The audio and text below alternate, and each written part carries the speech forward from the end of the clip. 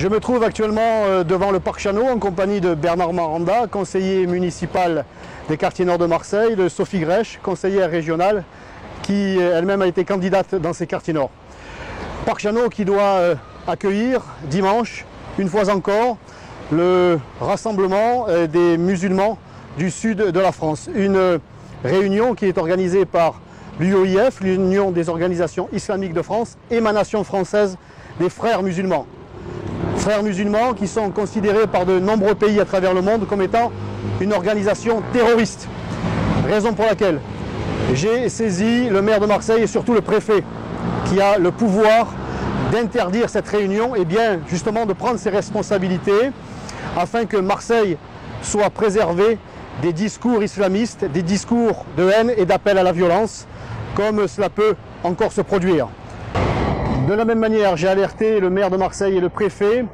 sur les écrits diffusés sur le site internet de la mosquée Isla, située dans le 15e arrondissement de Marseille, dite la mosquée du marché aux puces, des écrits qui appellent à la violence, à l'extrémisme, et que l'on ne peut plus tolérer aujourd'hui. Dans le but de préserver le parc Chano et la ville de Marseille dans sa globalité, j'ai demandé au maire de Marseille, car il s'apprête à renouveler la délégation de service public, donc le parc Chano